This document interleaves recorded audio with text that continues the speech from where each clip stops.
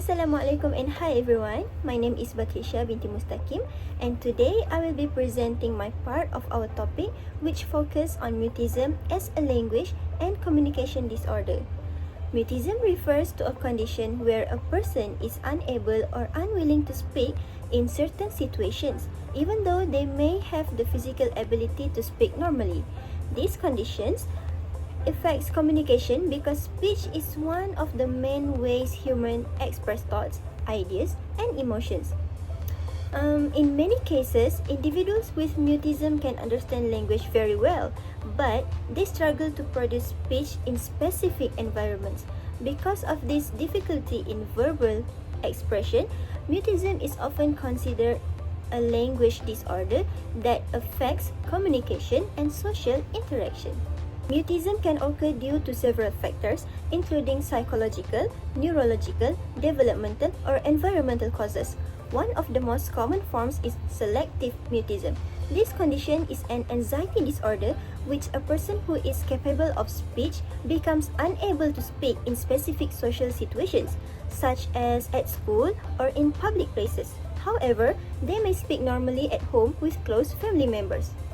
This usually begins in early childhood and may become noticeable when a child starts interacting with people outside the family environment, such as teachers or classmates. The silence in selective mutism is not a deliberate choice. Instead, it often happens because anxiety triggers a freeze response, making it extremely difficult for the person to speak. There are several types of mutism that researchers and psychologists have identified. The first and most common type is selective mutism, which occurs when a person can speak normally in comfortable environments but cannot speak in certain social situations due to anxiety. The second type is akinetic mutism, which is a neurological condition caused by damage to specific areas of the brain. People with this condition may appear awake and aware but show very little speech or movement. Another type is psychogenic mutism, which is related to psychological trauma or severe emotional stress. In this case, the inability to speak is linked to psychological factors rather than the physical damage. Lastly, there is organic mutism, which occurs when medical conditions such as brain injury or neurological disorders affect the parts of the brain responsible for speech production. Mutism can develop because of different causes. One major cause is psychological factors, especially anxiety disorders. Many individuals with selective mutism experience intense fear or anxiety when they are expected to speak in social situations. Another cause is neurological factors, such as brain injury or damage to areas that control speech and communication.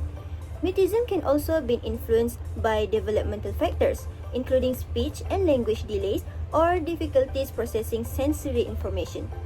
In addition, environmental factors may contribute to mutism. For example, stressful social environments, traumatic experience, or extreme shyness may increase the likelihood of developing this condition. The symptoms of mutism usually appear through communication and behavioral patterns. The most common symptom is the consistent inability to speak in certain social situations, even though the individual can speak normally in other environments. Individuals with mutism may also avoid eye contact, appear extremely shy, or withdraw from social interactions. Instead of speaking, they may rely on non-verbal communication, such as nodding, pointing, writing, or using gestures to express themselves.